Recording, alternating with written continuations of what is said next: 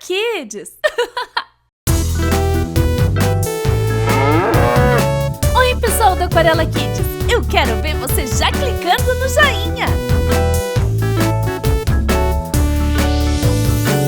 De onde vem o mel? De onde vem a lã? De onde vem o ovo e o leitinho da manhã? De onde vem as flores, como a rosa e o jasmim?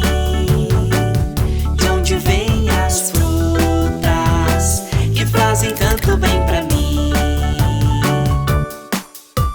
O leite vem da vaca, a lã vem da ovelha, bé. O ovo da galinha, có, có, có. O mel vem da abelha, as flores coloridas, de onde vem? Vem lá do meu jardim, que legal! E as frutas, que delícia, vem lá do pomar pra mim.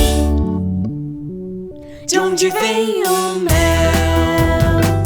De onde vem a lã? De onde vem o ovo e o leitinho da manhã? De onde vem as flores, como a rosa e o jasmim? De onde vem as frutas que fazem tanto bem pra mim? O leite vem da vaca, a lã vem da ovelha, bé. O ovo da galinha, có, có, có. O mel vem da abelha, as flores coloridas, de onde vem? Vem lá do meu jardim, que legal! E as frutas, que delícia, vem lá do pomar pra mim.